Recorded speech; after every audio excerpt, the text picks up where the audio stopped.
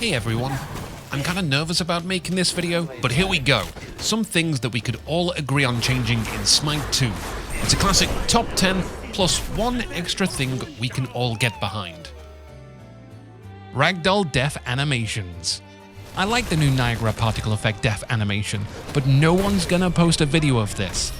Ragdoll deaths on gods leads to funny situations. It's basically 25% of Helldivers 2 promotional content. It's just Helldivers ragdolling around in funny ways. For the sake of promoting the game, bring back ragdoll deaths for gods, because the occasional funny death is opening the door to that one wacky viral video that non-players giggle at and decide to check out the game for reals. For the rest of us, we'll probably have more funny moments in the game, and if we're laughing, then it matters less if we're losing. We're still having a good time. Anything that can make a match you lost more fun is a huge positive. You could still keep these particle effect deaths, maybe you could have them as a special kill, like an overkill, or maybe Sol is a fire goddess, so her kills have that flame particle kill effect, Zeus might get a lightning one, same as the minions in SMITE 1. Or maybe the ragdoll corpse disappears with the Niagara particle system, as opposed to them just sinking into the ground. That's fine too. Local replay storage. Allow for players to record replays locally. The reason why we can't see all replays is because it's resource heavy on the servers, so create a system where this can be offloaded onto the users' machines instead. I know there are some difficulties associated with this, which I won't go into detail, but essentially having a system where the player can opt in to generating replays solves a few issues. This is what Caliber does. Not promoting the game, just like to know what features are out there. You can go to your profile, enable generating replays, play a match, and then your replay will show up here, and you can watch it back. Replays are an important tool, not just for content creators. I mean, what are content creators? They are your promoters. They promote your game. So a replay system should be top priority for the marketing team to prod the developers for. Party member role choices. Make it so we can see what roles your party members are signed up with.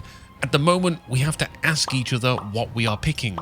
It would be neat just to make our selection for Conquest or whatever mode and sort out the logistics of what our party composition is going to be like visually rather than orally? Pre-pick choices. Allow for pre-pick before lobby, setting your default god pick that will load up when you get a match made. Especially useful if you're in a group already. Obviously this wouldn't apply to ranked with picks and bans, and once we load into a lobby, we can just lock in to confirm if everything looks okay. Maybe have 5 to 10 seconds before allowing players to lock in to make them think about their choices in relation to other players on their team, because we all know players out there who would instant lock Loki even harder. Overstimulation check. Redesign blinds, or specifically Ra's blind. The whiteout is overstimulating. It's definitely a problem for me, and it seems like it's a problem with people with autism or oversensitivity. It's unnecessary. We don't need screens flash banged. Instead, just make it go dimmer. It's both a health issue and an accessibility issue. Cancel priority. Now, if I'm playing Hyndler and I'm channeling my horn, and then I press Aegis, it doesn't do the Aegis. I have to cancel my tooting of the horn and then press Aegis, which doesn't make sense. It shouldn't work like this. If I'm pressing Aegis, I'm clearly wanting to Aegis at that point in time, and it's critical. The Aegis is clearly the priority here.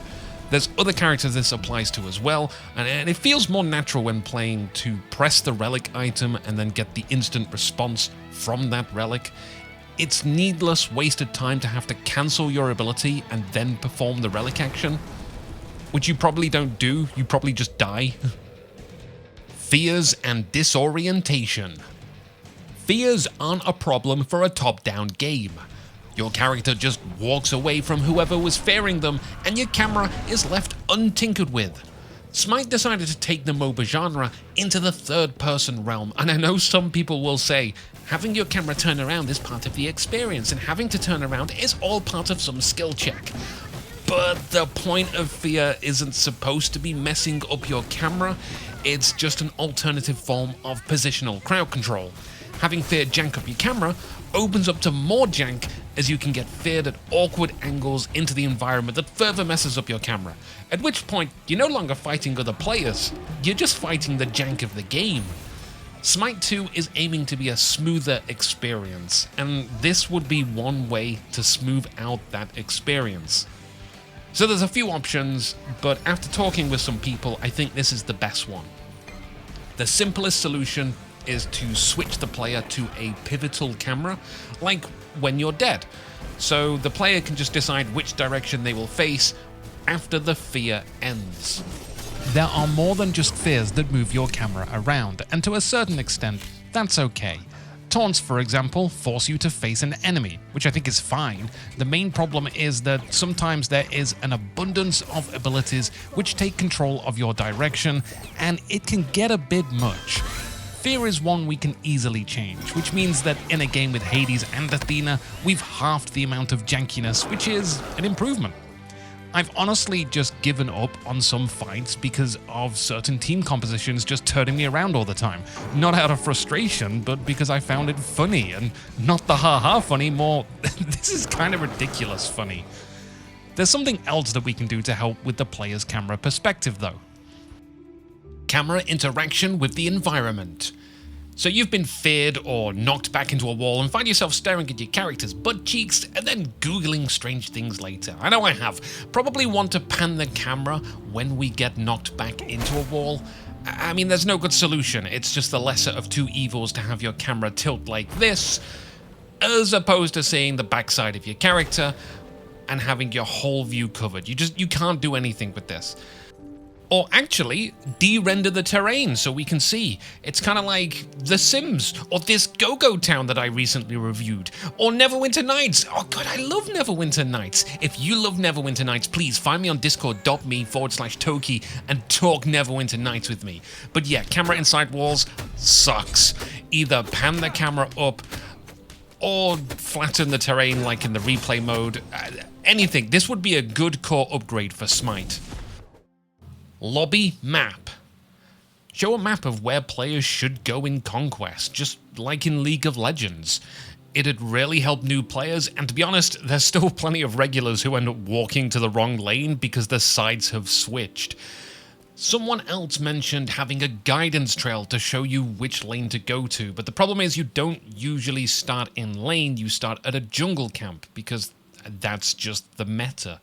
Then next year, the meta changes, and the spirit guidance system doesn't update, so it sends you to the non-meta place. I mean, we should honestly probably just consider that the jungler should be the only one starting in the jungle, and everyone else should start in the lane.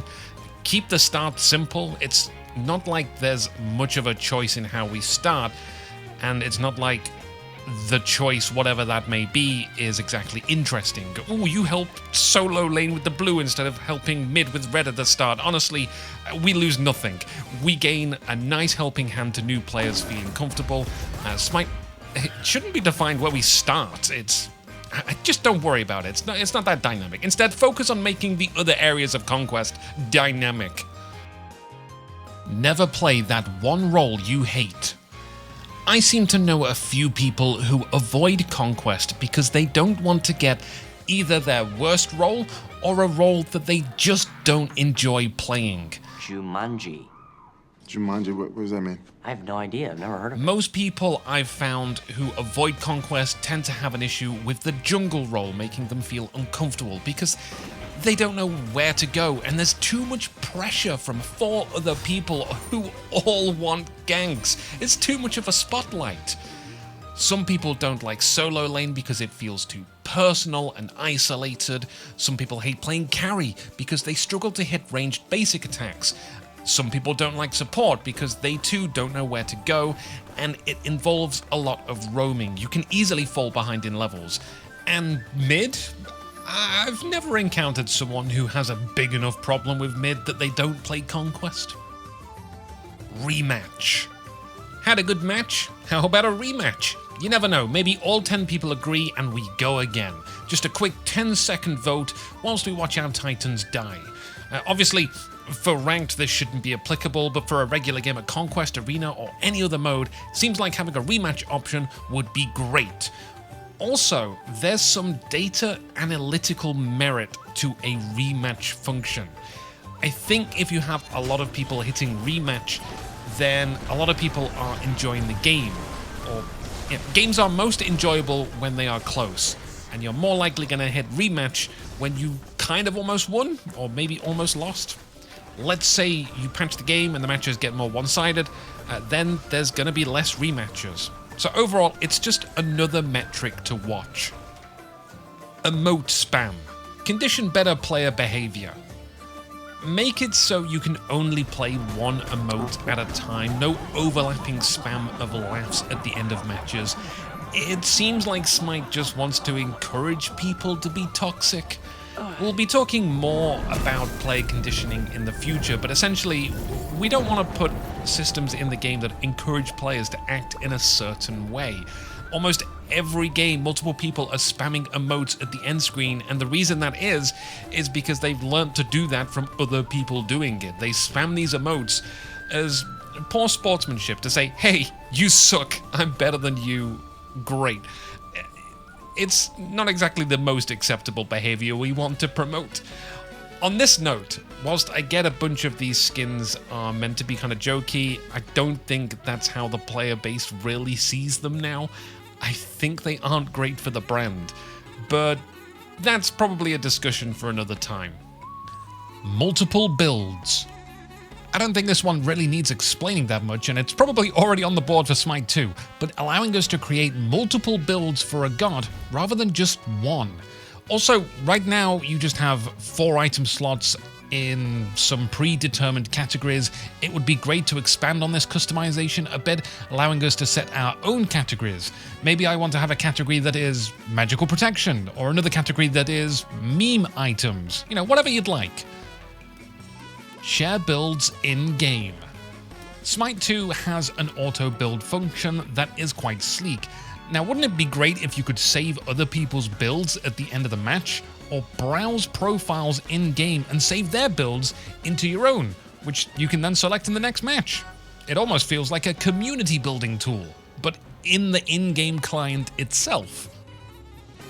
Crowd control. I'm gonna leave this as the last note, because I don't actually agree with this point, but I kind of do. There's too much crowd control in this game. Almost everyone I talk to seems to agree that there's too much crowd control in SMITE. I'll make a video about this later, but the reason why I agree and disagree with this is, yeah, I agree there's too much crowd control, but I don't agree with putting it in this video as a point that we all agree should be a talking point, and yet I have put it in the video. Because it's controversial, and it's one of the videos I want to make next, and I want to hear your thoughts about it. What do you think about the amount of crowd control in SMITE? Have a field day in the comments, or come along to the Discord and talk in there. You know, I've never met someone that said, actually, I think there's just the right amount of crowd control, or, in fact, I think we need more crowd control. I love crowd control. I love not being able to play the game. Anyway, my name's Anuki. If you liked the video, let me know. I guess by subscribing, commenting, liking, or that other thing to do with the bell. I've wanted to make videos for myself for a long time, not just the top 5 plays or other videos I've made for other people's channels. I've just never felt confident. Please consider stopping by my Twitch. We play for fun. I want to do some Pantheon wars. You know, find out once and for all which is the best Pantheon. Actually have some goddamn battles and stop being so meta all the darn time. I also do 3D modeling and usually working on other people's avatars to skill up my game development skills. You might also find Vivi there. She helps me with the top 5 plays. She might greet you. But if Twitch ain't your thing, try the Discord. It's an LGBTQ plus safe house. I'll make sure you're taken care of, but just in a friend way, not in a creepy Dr. Disrespectful way. I just want to be a good friend and encourage you as you probably encourage me. We might be really far away from each other, but I'm sure we can share in the divine British blessing of tea together. Was that a good end? I think that was a good end. Yes! Success!